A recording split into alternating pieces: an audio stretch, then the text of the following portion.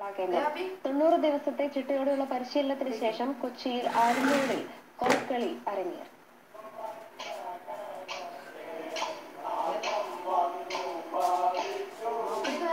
തിരിഞ്ഞും മറിഞ്ഞും ഇരുന്നും കിടന്നും ചൂടുകൾ, താളത്തിൽ കൊട്ടി കോലുകൾ.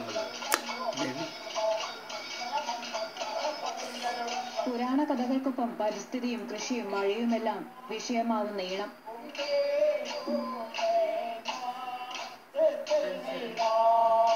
ഇവര് അടിക്കുന്ന കോല് യഥാർത്ഥത്തിൽ ഒരു അഴക്കാമരത്തിന്റെ 5 അടി പൊക്കം വരുന്ന ഭാഗം വെട്ടിയെടുത്ത് അത് വെള്ളം വറ്റിക്കുന്ന വിധത്തിൽ ഉണക്കി അത് ചീകി കൃത്യമായാണ് അതിന്റെ ശബ്ദം വരുന്നത്. ആ കോലാണ് ഈ കളിക്ക് ഉപയോഗിക്കുന്നത്.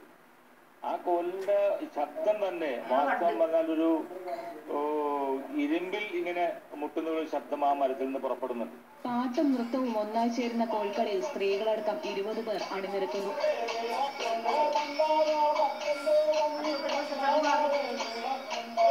കോൽക്കളി ആചാര്യനായ MP രാമരാശാനെ ചടങ്ങിൽ ആദരിച്ചു. ഏഷ്യാനെറ്റ് ന്യൂസ്, കൊച്ചി. ചുറ്റുവട്ടം പൂർണ്ണമാകുന്നു. ഡോക്ടർ വിൻസിന് ശേഷം 2 മണി വാർത്തയുമായി അളകനന്ദ ചേരും. നമസ്കാരം.